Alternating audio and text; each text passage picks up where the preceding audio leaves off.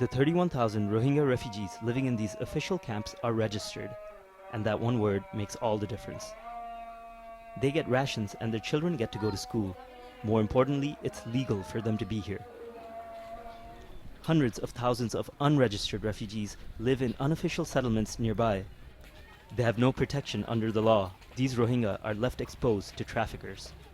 The women are easy targets. Promises of escape from the camps see many lured abroad, where they end up sold into prostitution. Fatima Begum and her family followed a man to India because he promised them good jobs there. Once they arrived in New Delhi, the man disappeared with Fatima's granddaughter.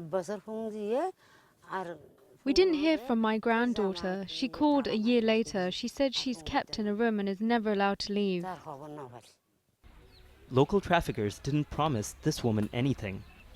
They simply seized her and took her away. She ended up in a forced marriage. They threw my mother out of the room and took advantage of me inside my own house. They beat me. They dragged me by my hair. Finally, they forced me to get married.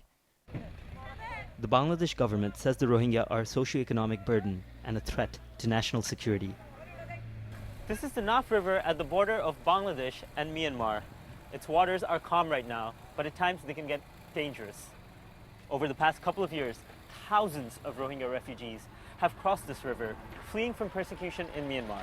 But they haven't found the safety they were looking for in Bangladesh. And it's not just the women, it's also the men who've been trafficked into bonded labor. It's a big day for Nurul Haq. He's heading to police headquarters in the capital Dhaka to file a complaint against the men who kidnapped him. He had some money and paid the traffickers to not torture him. Some others weren't so lucky. They really tormented us. They sexually abused men and women. Haq has left behind one nightmare, but for Rohingya refugees like him, the future may have several more in store. Maher, Sattar, Al Jazeera, Teknaf, Bangladesh.